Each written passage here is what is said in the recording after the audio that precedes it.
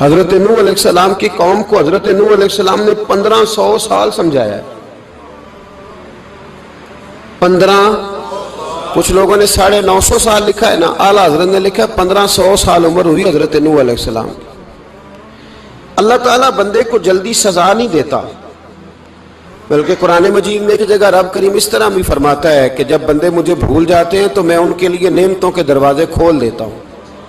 بندہ سمجھتا ہے کہ میں کچھ تو ہے نا کہ میرے اندر کہ میں جدھر جاتا ہوں خیر ہی خیر ہو جاتی ہے. وہ سمجھتا ہے کہ میری عقل ہے، حالانکہ اللہ اسے ڈھیل دیتا ہے. اللہ اسے ڈھیل دیتا ہے. گناہوں کی سزا کے 3 طریقے ہیں. ایک ہے متنبع کرنا، تنبیہ کرتا ہے اللہ، بندہ متنبع ہو جاتا ہے، یہ اللہ کا بہت بڑا احسان ہوتا ہے. ایک ہوتا ہے مہلت دینا، اور ایک تیسرا ہوتا ہے اللہ خفیہ تدبیر کرتا ہے. تھوڑا سا سمجھیے گا، انسان پر کوئی آزمائش آئی، فوراً اس کی چھٹی اس نے کہا کہ وہ فلان جگہ غلطی کی تھی تب ایسا ہوا ہے. ہوتا ہے نا کئی دفعہ آواز آتی ہے نا اندر سے، چلیں بول دیں کچھ نہیں ہوتا آپ کو. اللہ جانتا ہے یہاں کوئی کچھ نہیں کہے گا آپ کو، اور ہماری تو ویڈیو بھی نہیں گھومتی، یعنی خبر بھی نہیں ہو کہ کس نے ہاں کر دی کس نے نہ کر دی. آپ بغیر ٹینشن کے بات چیت کریں، آج کچھ نہیں ہوتا انشاءاللہ تعالی. آتی ہے اندر سے آواز. میں آپ سے اس لیے ان چیزوں کی تصدیق کراتا ہوں کہ باقیوں کو بھی آتی ہے کہ نہیں، اس لیے تصدیق. کبھی کوئی کسی جگہ انسان پریشان ہوتا ہے تو محسوس کرتا ہے کہ وہاں مجھ سے ہوتا ہے نا جی، جس کو یہ نصیب ہو جائے بڑا خوش نصیب آدمی ہے. حضرت مولا علی فرماتے ہیں اگر تجھے دنیا میں سزا مل گئی تو بچ گیا ہے، سمجھ پھر اللہ کرم کرے گا، آخرت میں سزا نہیں دے گا. اور یہ یاد رکھ لے، وما اصابکم من مصیبت فبما کسبت ایدیکم ویعفو عن کثیر. اللہ فرماتا ہے دنیا میں تجھے جو بھی تکلیف پہنچتی ہے وہ تیرے ہاتھوں کے کرتوتوں کی وجہ سے پہنچتی. ویعفو عن کثیر، فرمایا کثیر گناہ تو میں ویسے ہی معاف کر دیتا ہوں. یہ جو تیری زندگی میں دکھ ہے نا، یہ بھی میری قلیل سزائیں ہیں. یہ کثیر پر سزا، یہ قلیل ہے قلیل. یہ جو تمہاری زندگی میں تکلیفیں، انسان کو سزا ملتی. حضرت فضیل بن عیاض رحمۃ اللہ تعالی علیہ گھوڑے پہ بیٹھے تھے، گھوڑا شرارت کرنے لگ گیا، اچھلنے لگ گیا، کودنے لگ گیا. تو حضرت فضیل بن عیاض نیچے اترے، ایک کونے میں جا کے نماز کی نیت باندھ لی، 2 رکعت نماز پڑھی، پھر دیر تک استغفار پڑھتے رہے، روتے رہے، دعا کرتے رہے. واپس آئے، خادم عرض کرنے لگے حضور سمجھ نہیں آئی، گھوڑے نے تھوڑی سی شرارت کی، وہ بدکا ہے، آپ نے اس کو چھوڑا ہے اور چھوڑ کر کے آپ نماز میں لگ گئے. تو حضرت فضیل بن عیاض فرمانے لگے جب بندہ اللہ کی نافرمانی کرتا ہے نا تو جو چیزیں اس کی فرما بردار ہوتی ہیں وہ اس کی نافرمانی کرنے لگ جاتی. تو مجھے محسوس ہوا تھا کہ میں نے کہیں اللہ کی نافرمانی کی ہے، اس لیے ایسا ہوا ہے کہ میرے گھوڑے نے میری، تو میں توبہ کرنے لگا ہوں. اور اب دیکھتا ہوں بیٹھ کے بھلا کیا ہوتا ہے. میں نے سچی توبہ، حالانکہ مجھے یاد نہیں کہ میں کہاں بولا، پر کھری اور سچی توبہ کی. دوبارہ گھوڑے پہ بیٹھے تو گھوڑا بالکل صحیح ہو کے ساتھ چلنے لگ گیا. میرے بھائی جب یہ تنبیہ ہے اللہ کی طرف سے، یہ متنبع کیا جاتا ہے کہ تو بعد آ جا. بہت ساری جگہوں پہ انسان کو وقتی طور پر اگر سزا مل جائے، نبی پاک علیہ السلام کی خدمت میں ایک صحابی آئے، بات مضبوط کر دوں، واقعہ سنایا ہے نا تو کچھ لوگ سمجھتے ہیں کہ یہ واقعہ ہے، تو میں ایک حدیث پاک امام بہقی کی لکھی ہوئی عرض کرتا ہوں. نبی پاک علیہ السلام کے ایک صحابی آئے اور ان کا سر پھٹا ہوا تھا، خون بہ رہا تھا. سرکار نے فرمایا کیا ہوا؟ عرض کی حضور ایک عورت جا رہی تھی، میری نظر پڑی، ابھی نظر پڑی ہے کہ میرے آگے ستون آ گیا تو میرے سر پہ لگ گیا. نبی پاک صلی اللہ علیہ وسلم نے فرمایا تیرے لیے خوشخبری ہے، اگر دنیا میں تیری غلطی کی تجھے سزا ملی ہے تو پھر رب تجھے قیامت میں سزا نہیں دے گا. پھر اللہ قیامت میں سزا، بعض گناہ ایسے ہیں جن کی یہاں بھی سزا ملے گی اور وہاں بھی ملے، لیکن میرے بھائی پہلی بات یہ ہے کہ اللہ تعالیٰ اس غلطی کی یہی سزا دے لے اور دعا فرمائے اللہ تبارک و تعالیٰ یہاں بھی معافی عطا فرمائے وہاں بھی معافی عطا فرمائے، اللہ درگزر ہی فرمائے. لیکن میرے بھائی ایک تو یہ سزا، ایک سزا یہ ہوتی ہے کہ انسان جب گناہ کرنے لگتا ہے تو اللہ نعمتوں کے دروازے کھولتا ہے، مہلت دیتا ہے. 500 سال تک فرعون کو مہلت دی. کتنے؟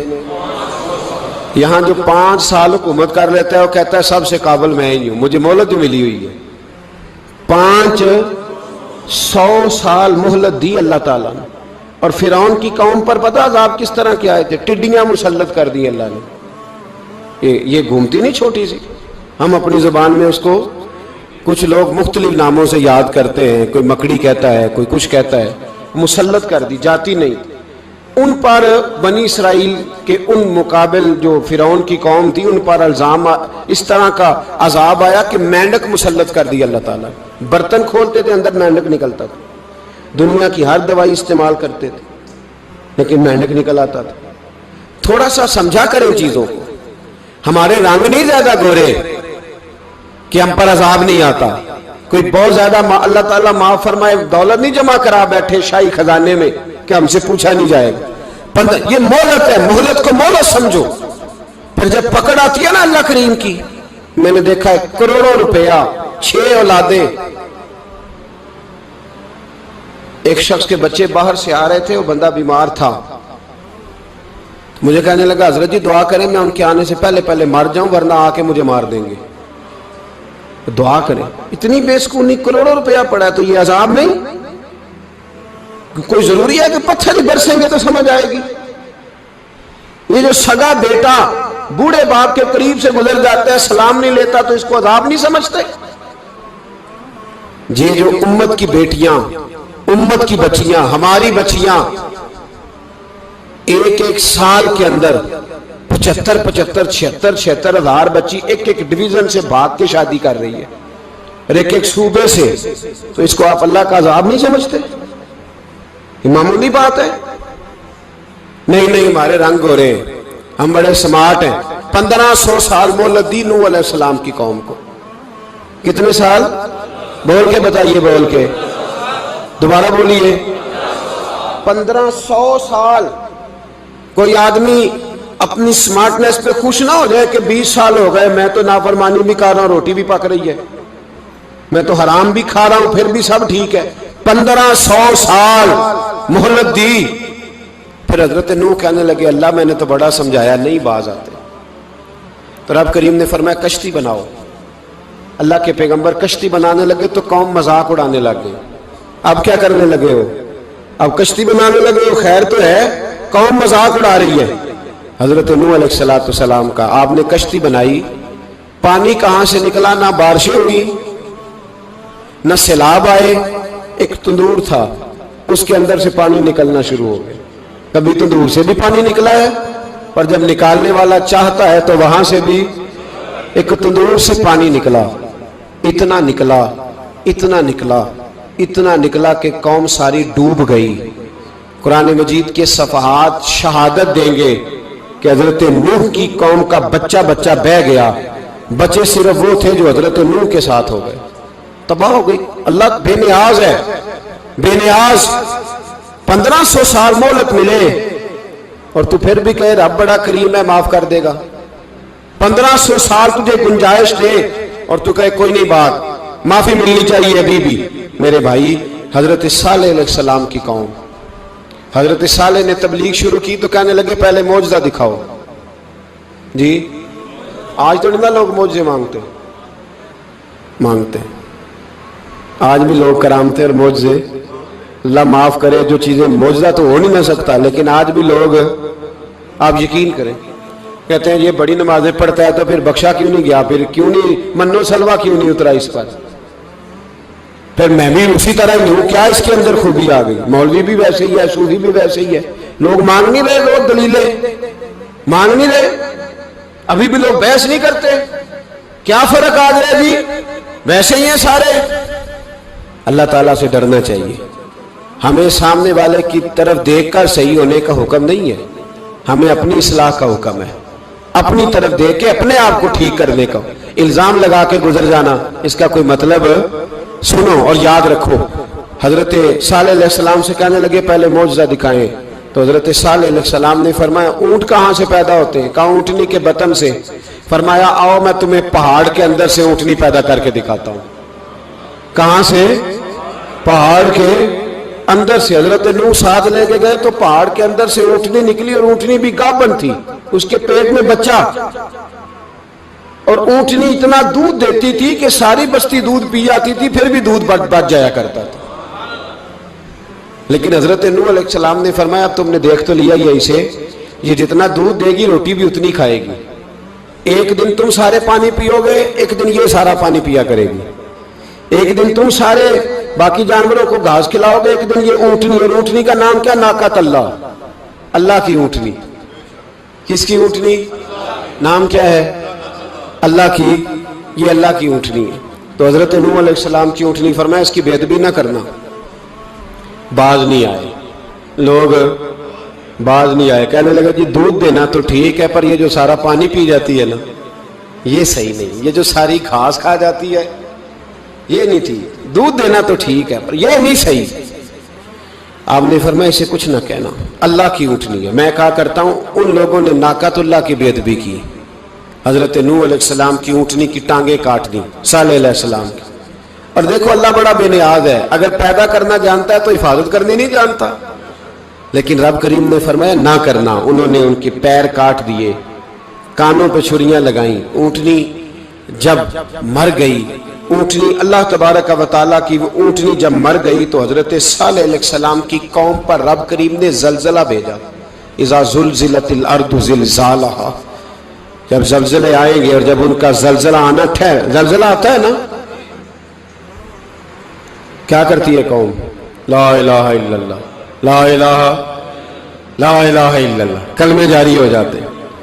بلکہ ایک دفعہ ایسا بھی ہوا کہ مسجدوں میں اعلان ہونے لگے زلزلہ آ رہا ہے، جو فجر کے لیے نہیں اٹھے زلزلے کے لیے وہ بھی اٹھ گئے، جن کا دعویٰ ہے نا میری سویرے آنکھ نہیں کھلتی، ان کی لگی نہیں کتنے گھنٹے، بعد میں بھی نہیں لگی، ٹی وی پہ اعلان ہوتے رہے کوئی نہیں آ رہا سو جاؤ چپ کر کے، لیکن آنکھ لگی۔ موت سے تو ڈرتا ہے، اللہ سے ڈرتا ہی نہیں، موت کا خوف ہے رب کا نہیں۔ زلزلہ آیا ساری قوم تباہ ہو گئی۔ بتاؤ اگر ناقۃ اللہ کی گستاخی ہو تو اللہ ناراض ہو جاتا ہے، اور اگر اولیاء اللہ کی ہو، اگر اولیاء اللہ کی ہو تو رب ناراض نہیں ہوتا؟ شرم نہیں آتی لوگوں کو داتا صاحب کی بے ادبی کرتے؟ شرم نہیں آتی لوگوں کو غوث اعظم کی گستاخی کرتے؟ حیا نہیں آتی جنہوں نے دین پھیلایا ان کی بے ادبی؟ میں درد سے کہتا ہوں، رو کے کہتا ہوں، اور اگر کلیجہ پھٹ سکے تو میں دکھاؤں زخم کتنے۔ ایک حج کے موقع پر ایک بابا جی، اس سال 4,80,000 روپے کا پرائیویٹ حج تھا، اور بابا جی کی کیفیت کمزور تھی، بیچارے بیمار تھے، اس کے باوجود وہ گئے۔ بوڑھے آدمی، جا کے بیٹھیے، بزرگ، اور کتنی مشکل ہے وہاں منا، مزدلفہ، عرفات، طواف زیارت، کتنا مشکل کام ہے طواف زیارت کرنا، طواف وداع کرنا۔ کس کٹھن سے حج کیا، بڑھاپے میں پیسے بھی لگائے، اور جب وہ روضہ رسول پہ گئے صلی اللہ، اور انہوں نے جا کے نبی پاک صلی اللہ علیہ وسلم کے روضے کی طرف منہ کر کے درود شریف پڑھا تو ایک ملا نے اٹھ کے کہہ دیا تو مشرک ہے۔ تو میری روح کانپی، میں نے کہا تجھے شرم نہیں آئی، حیا نہیں آئی؟ اس کی عمر دیکھ، کس بڑھاپے میں کہاں سے چلا، کہاں آیا۔ یہ مشرک ہوتا تو کسی مندر میں جاتا، یہ مشرک ہوتا تو کسی گرجے میں جاتا، یہ مشرک نہیں، یہ مومن ہے، اور یہ وہ والا مومن ہے جس کے سینے میں دل جب دھڑکتا ہے تو خالی دھڑکتا نہیں، ساتھ وہ محمد عربی پہ درود و سلام بھی پڑھتا ہے۔ شرم نہیں آتی لوگوں کو؟ اتنی بڑی گستاخی کرتے، جو روضہ رسول پہ آیا مشرک ہے۔ میں نے جو مولوی کو صاف صاف کہا تھا، میں نے کہا اگر میں مشرک ہوں تو نکالو، مشرک کا داخلہ تو یہاں ویسے ہی منع ہے۔ شرم نہیں آتی؟ اپنی زبان کا ایک پاس کرو کچھ۔ اتنا ظلم، اتنی بڑی فرقہ واریت امت میں، اتنا امت کو تقسیم کرتے ہو، تمہیں شرم نہیں آتی؟ جہاں سے اتحاد کا پیغام دینا چاہیے وہاں سے تم لوگوں کو فرقے کا پیغام دیتے ہو، ایک مقصود فرقے کی تبلیغ کرتے ہو۔ خدا رہا تو میں کہہ رہا ہوں ناقۃ اللہ کی بے ادبی پہ عذاب آتا ہے، تو اولیاء اللہ کی بے ادبی پہ نہیں آتا۔ داتا صاحب ساری زندگی تبلیغ کرتے رہے، ایک آدمی نے اٹھ کے کہہ دیا جناب وہ تو شرک کا اڈا ہے، تو رب کریم ناراض نہیں ہوتا ان باتوں سے؟ ہمیں خیال کرنا چاہیے، اللہ سے ڈرنا چاہیے۔ ان چیزوں سے عذاب آتا ہے اور آ رہا ہے، اللہ تعالی ہمیں محفوظ فرمائے۔ اللہ ہمیں اس سے، قوم لوط پہ بھی عذاب آیا، ہم جنس پرستی، مرد مردوں سے بدکاری کرتے، حضرت نوح نے سمجھایا کہ یہ کام درست فطرت کے خلاف ہے، یہ کام درست نہیں۔ جب انسان یہ کام کرتا ہے تو زمین اور آسمان کانپتے ہیں۔ اب میں کیسے کھول کے بتاؤں، میرے پاس اعداد و شمار ہیں کہ پاکستان کے اندر اس کام کی کیفیت کیا ہے اور کس طرح کر کے لوگ، میں تو رونا روتا رہتا ہوں داڑھی کا۔ لوگ کئی دفعہ کہتے ہیں حضرت صاحب پہلے بھی آئے تھے تو داڑھی کی بات، پھر بھی آئے تو داڑھی کی بات، تو میں رونا روتا ہوں۔ اس لیے روتا ہوں کہ جو کلین شیو نوجوان ہوتا ہے وہ امرد کے حکم میں ہے، اس پر وہی حکم لگتا ہے جو عورت پہ لگتا ہے۔ اس کے ساتھ مرد کا اٹھنا بیٹھنا اسی طرح ناجائز ہے جس طرح عورت کے ساتھ۔ حضرت جنید بغدادی رحمت اللہ تعالی علیہ کے سامنے ایک شخص نے کہا وہ کتنا خوبصورت نوجوان جا رہا ہے، تو آپ فرمانے لگے تو حافظ قرآن نہیں؟ کہا ہاں۔ فرمانے لگے جا اپنے حفظ کی خیر بنا۔ وہ شخص کہتا ہے میں نے اس بغیر داڑھی والے کلین شیو نوجوان کو بری نظر سے دیکھا، مجھے قرآن پاک ہی بھول گیا، سارا قرآن پاک بھول۔ اور کتنے سال میں دعائیں کرتا رہا، بیت اللہ کے طواف کرتا رہا، میں یاد بھی کرتا تو نہیں ہوتا۔ کیسے اب تو ہمارا نعت کہاں بیوٹی پارلر سے ہو کے آتا ہے، ہم کسی اور کو کیا پیغام دیں؟ وہ پیغام، وہ نظام، وہ طریقہ کار جس کا حکم تھا شریعت میں، قوم لوط پر عذاب آیا۔ صحیح بیٹھتے ہوں گے بچے جو موٹر سائیکلوں پہ بیٹھتے ہیں، میں نے گجرانوالہ کی سڑکوں پہ بچوں کو، نوجوانوں کو جو تماشے کرتے سر عام دیکھا ہے تو مجھے ڈر لگتا ہے، اور کوئی روکنے والا نہیں، شغل ہو رہا ہے، ہنس رہے ہیں، اور سامنے عورتیں بھی ہیں، سب ہو رہا ہے۔ کتنی تکلیف کی بات۔ حضرت نوح کی قوم یہ کام کرتی تھی، قرآن پاک نے بیان کیا ہے۔ حضرت نوح نے سمجھایا، فرمایا رب کریم نے تمہیں اپنی خواہش پوری کرنے کے لیے جائز طریقہ عطا فرمایا، عورتوں سے نکاح کرو، اور اس نکاح کی برکت سے جو اللہ تمہیں اولاد دے گا اس کو اللہ تبارک و تعالیٰ تمہارے لیے باعث بخشش بھی فرمائے گا۔ لیکن جب قوم نہ مانی تو جو قوم میں لوط کا عمل کرے اس کا علاج قرآن نے بیان فرمایا کہ آسمان سے پتھر برسیں گے، پھر پتھر برسے،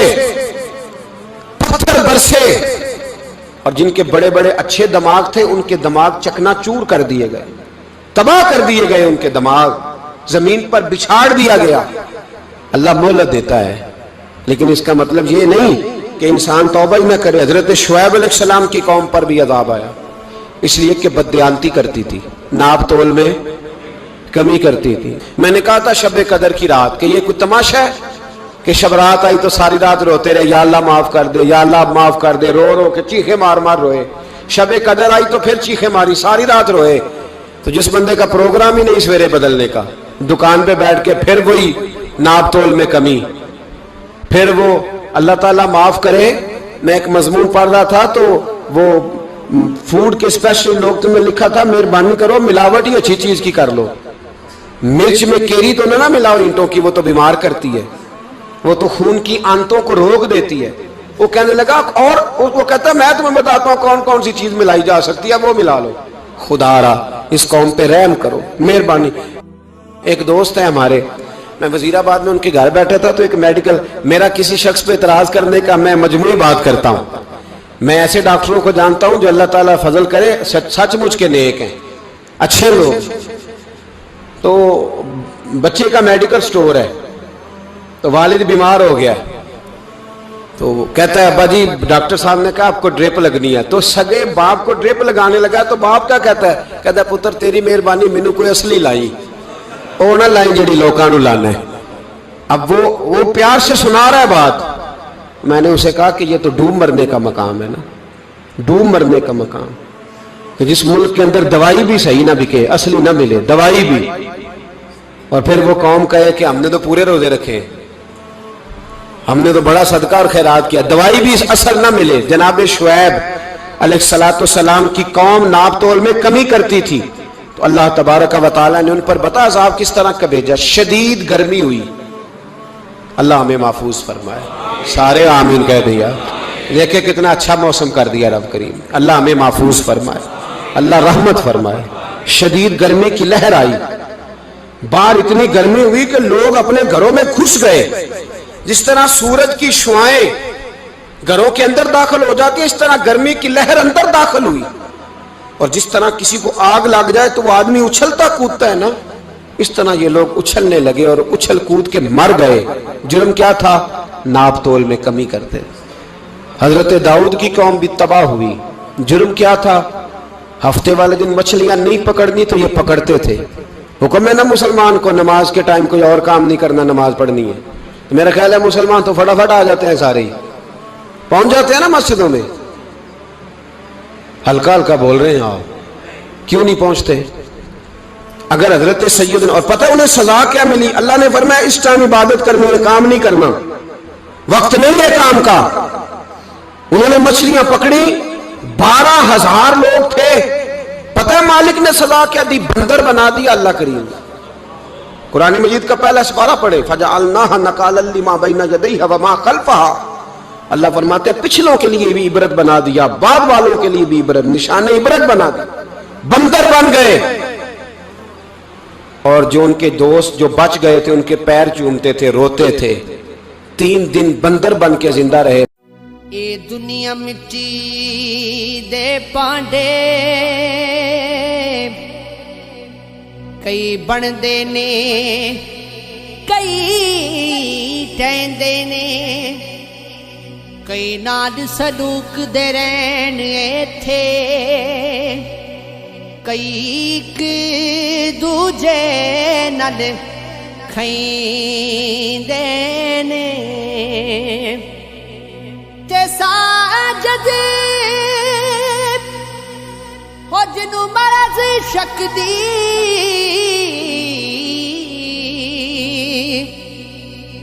اوتے جگ تو وکھرے رہندے نے. ربا وچھڑ جاوے کدی یار تیرا, پتہ لگے جب چھوڑا